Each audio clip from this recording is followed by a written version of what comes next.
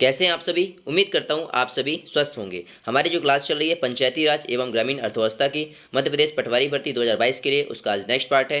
कम समय में ज़्यादा कंटेंट देने का प्रयास रहता है। चलिए फिर डिस्कस करते हैं। आज डिस्कस करेंगे 24 दिसंबर 2017 का सेकेंड शिफ्ट में जो क्वेश्चन पूछे गए थे। ये क्वेश्चन इसलिए जरूरी ताकि टॉपिक पता चले कि हमें किन टॉपिक पर ज़्यादा फोकस करने की जरूरत है, जहाँ से ज़्यादा क्वेश्चन पूछे जाते हैं।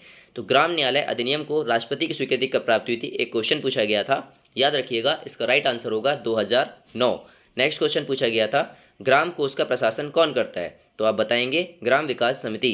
नेक्स्ट क्वेश्चन, तेंदुलकर समिति 2009-10 के मुताबिक मध्य प्रदेश में गरीबी रेखा से नीचे रहने वाले लोगों का परसेंटेज क्या है।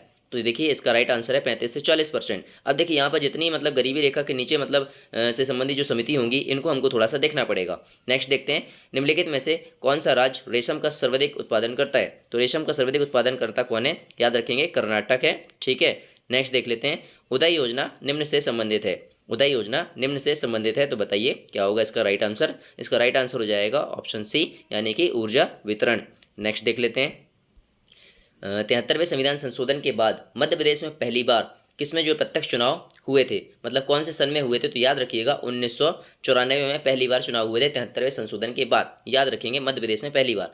राज्य सरकार के कर्मचारियों की तैनाती, स्थानांतरण, वेतन आदि की प्रतिनियुक्ति पर पंचायत के लिए शक्तियाँ किसके पास जो है होती हैं, तो याद रखेंगे आप राज्य शासन के विभाग, जितने भी राज्य शासन के विभाग होते हैं उन पे उनके पास ये शक्तियाँ होती हैं।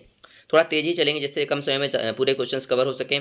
लाइव लेने का इनमें कोई मतलब नहीं होता है, इसमें टाइम वेस्ट ही होता है। इसलिए जल्दी से जल्दी सिर्फ देखना है और टॉपिक को हमें जज करना है कि कौन से टॉपिक हमें ज़्यादा पढ़ना है। अब देखिए 2015-16 के बजट की बात करें तो इसको छोड़ देंगे, अभी नया बजट हम पढ़ेंगे और जो भी आपका रहेगा वो सारी चीज़ हम कवर कराएंगे धीरे धीरे। बस आपको रेगुलर रहना है, कंटिन्यू पढ़ते रहना है पेशेंस के साथ। फूड कॉर्पोरेशन ऑफ इंडिया, भारतीय खाद्य निगम की स्थापना, ये मैंने प्रीवियस ईयर के मतलब एक वीडियो किया था, उसमें बताया था कि कौन से सन में हुई थी। याद रखेंगे 1965। नेक्स्ट देख लेते हैं, निम्नलिखित भारतीय राज्यों में से किसमें पंचायती राज प्रणाली मौजूद नहीं है। अब देखिए इस टाइप के क्वेश्चन मैंने, अगर आपको याद होगा तो यार 8 से 10 दिन पहले एक मतलब क्वेश्चन कराया था, उसमें मैंने पूछा था कि किन राज्यों में ये लागू नहीं है। तो देखिए निम्न में से आपके नागालैंड में ये लागू नहीं है। निम्नलिखित में से किस वर्ष भारत में पहली बार क्षेत्रीय ग्रामीण बैंक स्थापित किए गए थे।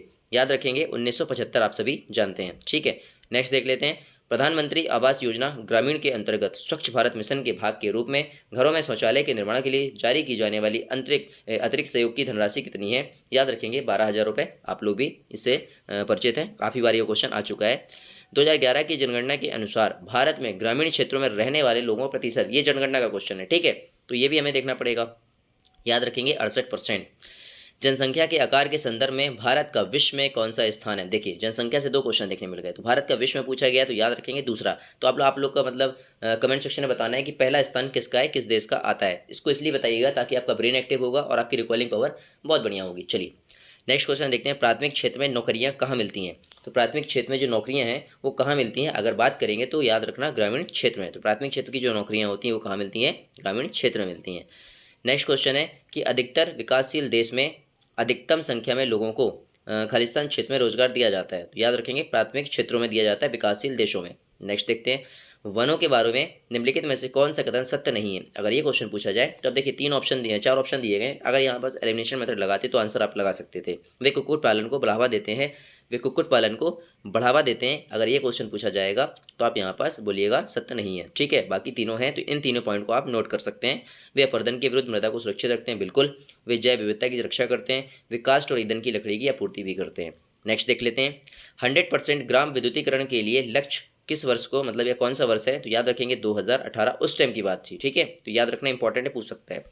नेक्स्ट देख लेते हैं, किस राज्य ने 2016-17 की बात है तो इसको अपन छोड़ सकते हैं। ओके, नेक्स्ट देखते हैं, ग्राम पंचायत में वार्डों को अधिसूचित करने का, ग्राम पंचायतों में वार्डों को अधिसूचित करने का अधिकार किसे है। तो जो ग्राम पंचायत होती हैं उसमें वार्डों को अधिसूचित करने के अधिकार की बात कर रहा है, तो याद रखेंगे आप लोग किसको होता है, ये तहसीलदार को होता है। एक इंपॉर्टेंट क्वेश्चन है, ये कंफ्यूज रहते हैं काफ़ी लोग कलेक्टर में और आपके तहसीलदार में। तो याद रखिएगा वार्डों को अधिसूचित करने का अधिकार किसका है, ये तहसीलदार महोदय का होता है। ये पूरे क्वेश्चंस थे आपके 24 दिसंबर सेकेंड शिफ्ट के पंचायती राज एवं ग्रामीण अर्थव्यवस्था के। इसी टाइप से हम सारे कवर करेंगे और जितने भी टॉपिक इसके निकल कर आएंगे फिर हम उस पर एक डिटेल स्टडी करने वाले हैं। इसलिए आप लोग चैनल को सपोर्ट एंड सब्सक्राइब कर सकते हैं।